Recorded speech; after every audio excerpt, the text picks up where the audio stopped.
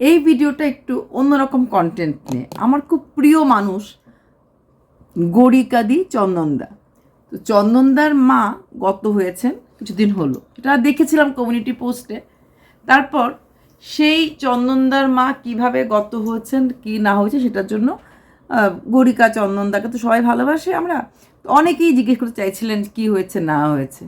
তো গতকালকে একটা গরিকাদি ভিডিও দিল, সেখানে উনি বললেন যে কিছুই হয়নি।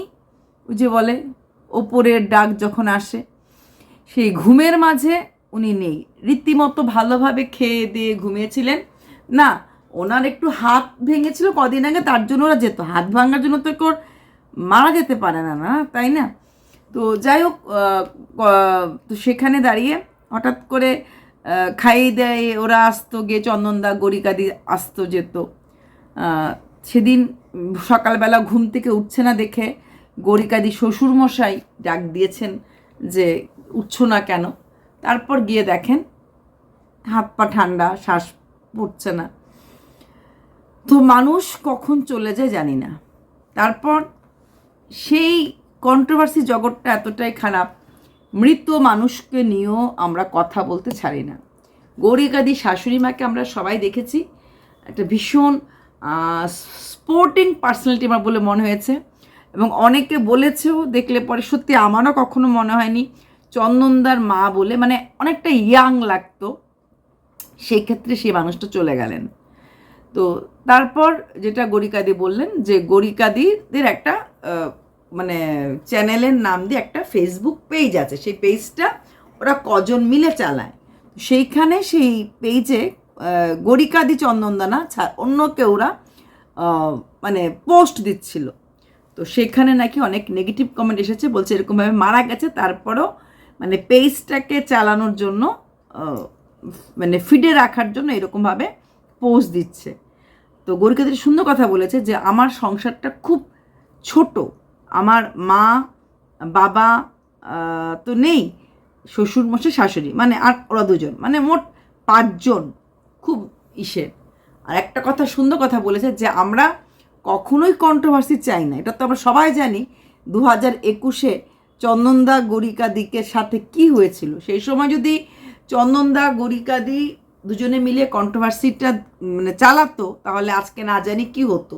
কিন্তু ওই যে বলে না, ভদ্রলোকের একটাই উত্তর, শান্ত হয়ে থাকা, সেটাই কিন্তু করেছিলেন।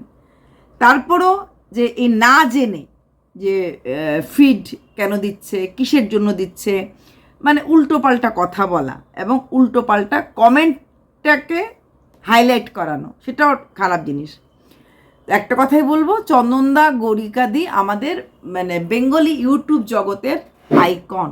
ওদেরকে দেখে না জানি কত লোক এসেছে এবং কত লোক ওদের জন্য চ্যানেলটা গ্রো করতে পেরেছে। সেই ধরনের মানুষকে নিয়ে কিছু বলার আগে আমার মনে প্রত্যেকের একটুখানি ভাবা উচিত। তো তারপর জিজ্ঞেস করেছে গরিকাদির সাথে কার মিল আছে কার মিল নেই। গরিকাদি চন্দনদা কারোর সাথে কোনো খারাপ কিছু করেছে বলে আমার মনে হয় না। তবে হ্যাঁ, মানুষ যদি কখনো ওদেরকে ভুল বুঝে থাকে বা মানুষ যদি কখনো ওদেরকে অন্যরকম কিছু ভেবে থাকে, তার জন্য তারা দায়ী নয়।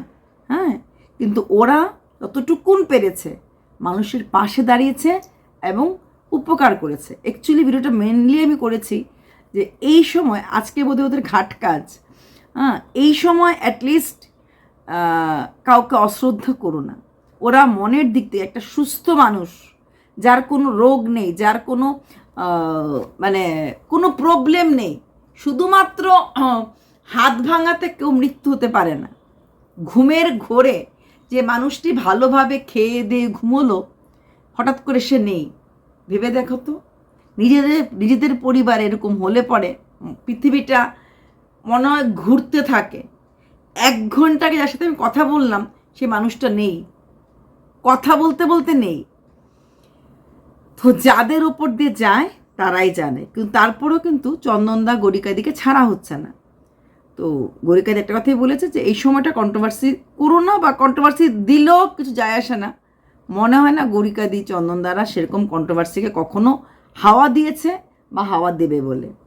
আমার ভিডিওটা মানে মূল কারণ হচ্ছে গরিকাদির শাশুড়ি মার আত্মার জন্য শান্তি কামনা।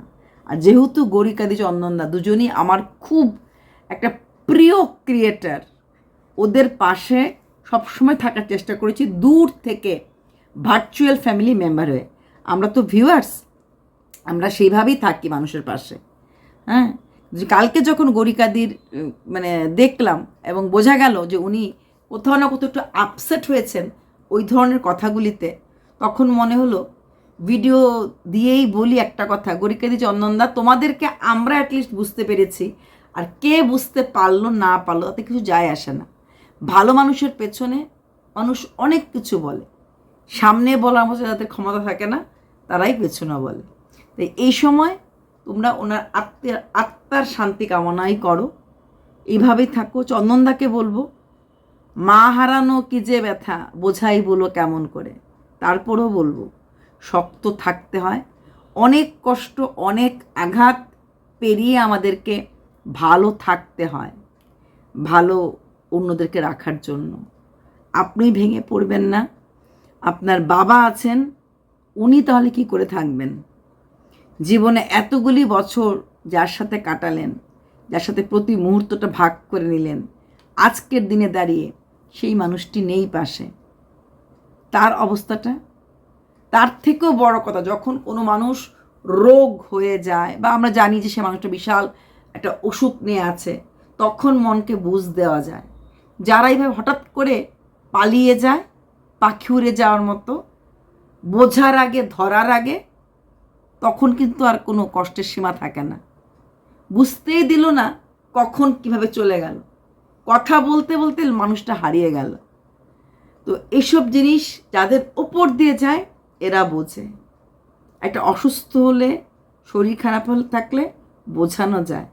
যাদের কোনো কিছু থাকে না তারপরেও চলে যায়, কাউকে কোনো খবর না দিয়ে, না চিঠি না কই পাতা, কাহা তুম চলে গেয়ে, সত্যি এদের প্রতি অভিমান করা যায়, অভিযোগ করা যায়, কিন্তু এরা তো সেই অভিমান আর অভিযোগ শোনে না। একটা কথাই বলবো চন্দনদা, শক্ত থাকুন, ভালো থাকুন। আর গরিকাদি, লোকে বলছে বলুক না, যারা চেনার তারা চেনে, যারা বোঝার তারা বোঝে। আপনি আপনার শাশুড়ি মার মৃত্যুটাকে কন্টেন্ট করেননি, কান্নাকাটি করে ভিডিও দেননি, জাস্ট একটা কমিউনিটি পোস্ট দিয়েছেন। হ্যাঁ, পুরোপুরিভাবে ঘাট কাজ করা পর্যন্ত শান্ত ছিলেন, যা কারণ লোকরা বারবার জানতে চাইছে বলে আপনি এতদিন পরে এসেছেন। তাই শ্রদ্ধার সাথে যে জিনিসটা পালন করি তারই নাম কিন্তু শ্রাদ্ধ। আর আপনি সেই কাজটা পুরোপুরি করার চেষ্টা করেছেন এবং সমস্ত নিয়ম মেনেই করেছেন। তাই কে কি বলল, কে না বলল, কান দেবেন না, কান দেবেন না। মানুষের মুখ আছে বলার জন্য, আর চামড়ার মুখ ধরে রাখা যায় না। নিজেদেরকে ধরে রাখতে লাগে যে আমি এটা এই লাইনটা ক্রস করব না, করব না, এর বেশি কিছুই না। ভালো থাকবেন। গরিকাদি, সত্যি আপনার শাড়িগুলি খুব সুন্দর, ভীষণ সুন্দর। এইভাবে চালিয়ে যান ব্যবসা, তারপর ইউটিউব। আপনাদেরকে দূর থেকে দেখি, কিন্তু সম্মানটা যতটা ছিল 19-20-তে, আজকের দিনে দাঁড়িয়েও কিন্তু ততটাই আছে। কোনো ঝড় আপনাদের থেকে আমাদের মনটাকে সরিয়ে নিতে পারেনি। এইভাবেই ভালো থাকবেন।